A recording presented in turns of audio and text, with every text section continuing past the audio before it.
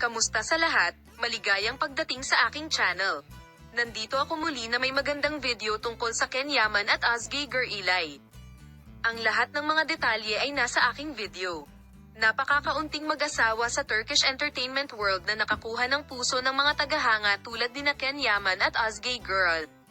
Ang kanilang on-screen chemistry ay nagpasigla ng mga alingawngaw at haka-haka tungkol sa isang totoong buhay na pag-iibigan sa loob ng maraming taon, at ngayon ay mukhang ang mga haka-haka ay maaaring wakasan na. Ang pinakabagong mga pag-unlad ay opisyal na nakumpirma na sina Ken Yaman at Özge Gürelay ay talagang handa na magpakasal at nagpadala ng mga shockwaves sa kanilang mga tapat na tagasunod.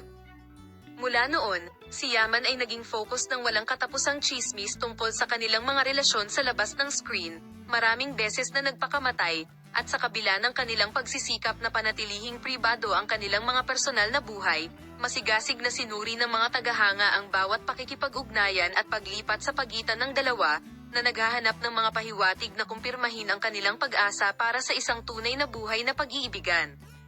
Ang mga pag-asang ito ay nakumpirma na ngayon habang kinumpirma ng mga opisyal na mapagkukunan na sina Ken Yaman at Özge Gürelay ay naghahanda na makipagpalitan ng mga panata sa kasal at magsama sa isang panghabang buhay na paglalakbay.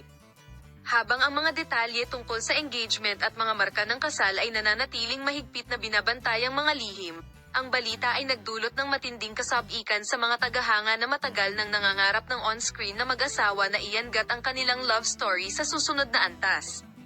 Ang kumpirmasyon sa nalalapit na kasal nina Ken Yaman at Özge Gürelay ay hindi lamang nagpasaya sa kanilang mga tagahanga, ngunit muling nabuhay ang interes sa kanilang kwentong pag-iibigan. Mula sa kanilang unang pagkikita sa screen hanggang sa kanilang panliligaw sa labas, nakuha ng kanilang kwento ng pag-ibig ang imahinasyon ng milyon-milyon sa buong mundo at madalas itong nagsisilbing tanglaw ng pag-asa at inspirasyon sa isang magulong mundo. Salamat sa lahat sa panonood ng video. Paalam. Makita ka sa mga bagong video.